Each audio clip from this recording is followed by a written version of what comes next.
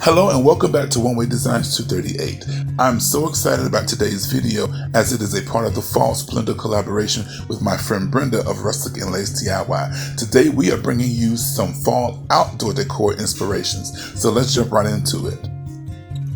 So I'm starting off with 4 of these bamboo cutting boards from the Dollar Tree, and I'm going to go ahead and form a box. And to form this box, I am using hot glue. You can always use screws if you would like, or a stronger adhesive. Now when I'm putting this together, I'm paying close attention to how I'm putting it together. So the first cutting board, I attached the 2 of the other cutting boards to the sides on the outside of that board. Not on the inside, the outside. And I'm going to do the 4th board, attaching it the same way. This would prevent your board from being wonky, callywumpus, basically from looking jacked up. So it's going to make it look nice and cohesive. You'll have a nice even square.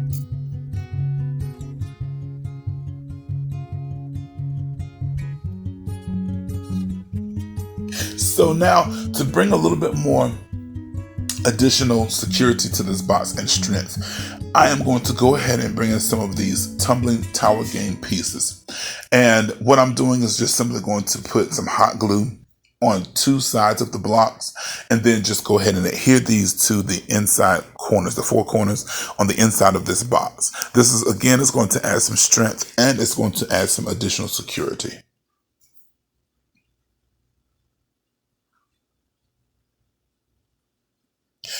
Now, once this step is completed, of course, we have to put a bottom on this box.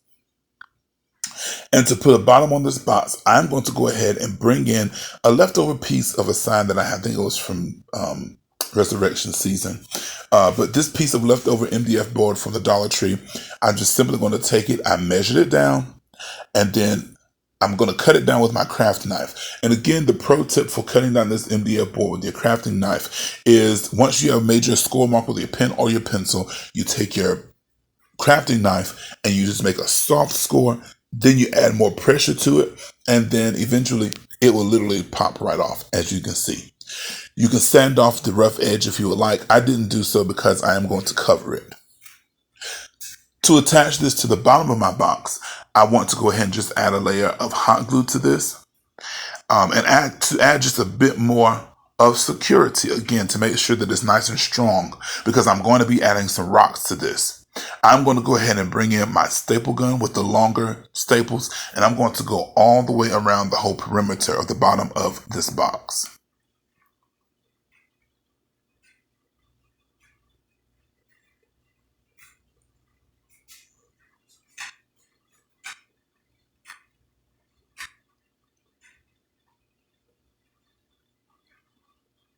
You guys, it's so funny. I've been using this staple gun for the longest, and I just learned last night when I was making this that the little screw thingy on top, that helps the pressure. I never knew that. I thought it was for banging in the staples.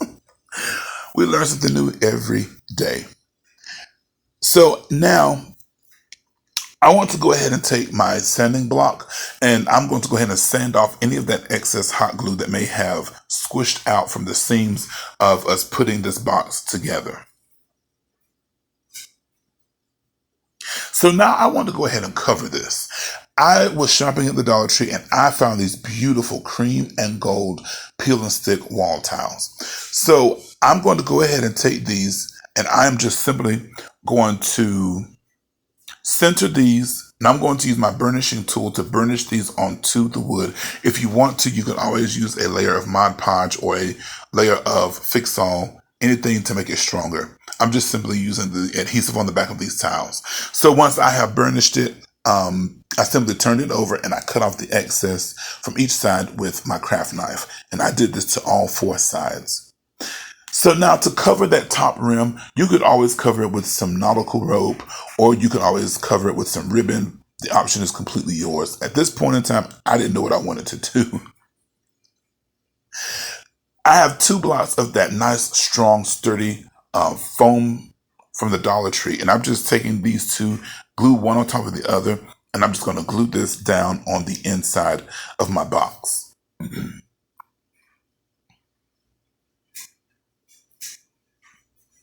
So again, here I'm just showing you to cover that top lid.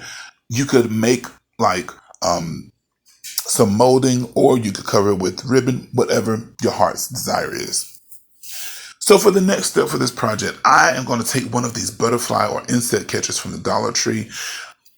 When I saw this, I knew exactly what I wanted to do with it.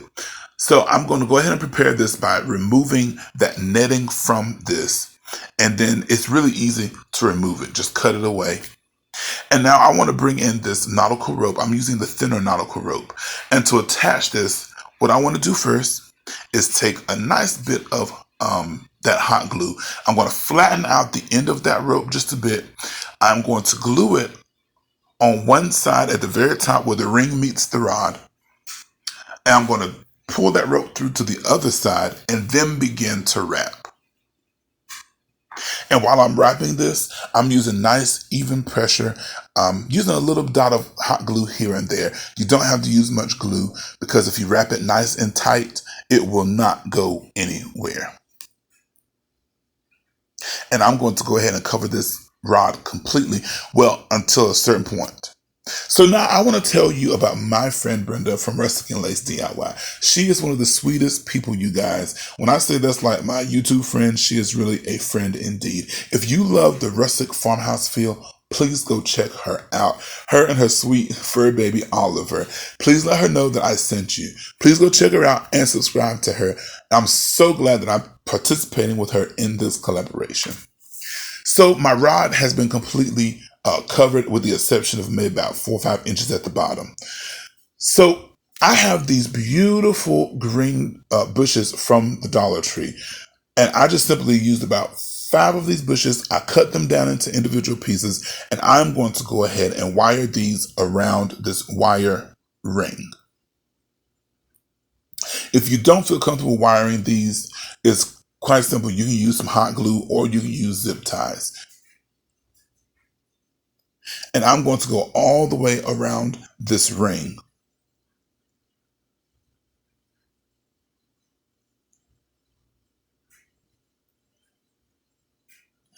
Now that I've gone completely around this ring, I want to go ahead and I'm going to bring in some of these fall maple leaves, and I'm going to go ahead and glue these around also.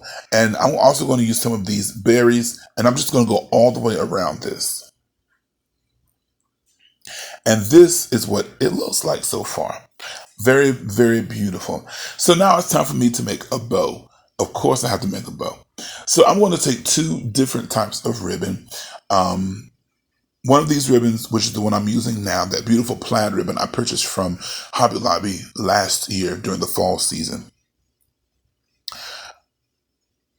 And to make this bow, I'm just simply going to make a 4-loop bow. I cut 2 pieces. One piece is a little bit longer because I like my loops to be a little bigger and then a little smaller. I think it just adds dimension to the bow. But again, make the bow however you choose to use to make it.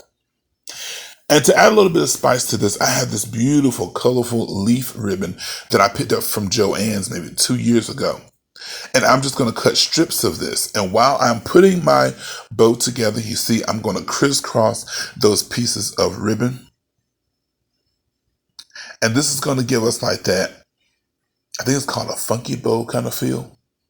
I don't know how to make those, but anyway, I just thought that this would add some nice dimension to my bow.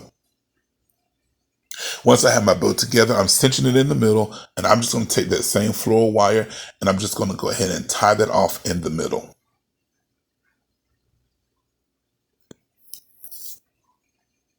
Once everything has been tied off, I'm going to take my scissors and I'm going to dovetail all of my ends. I'm sorry for being out of frame. I didn't realize I was out of frame until it was too late.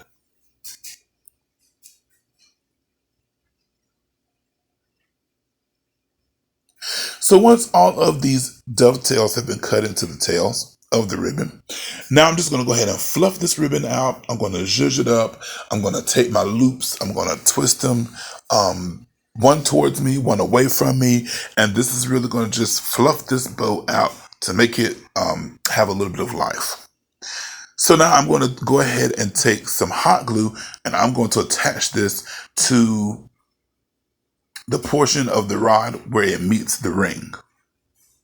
You could put this at the top, you could put it off to the side. The choice is yours.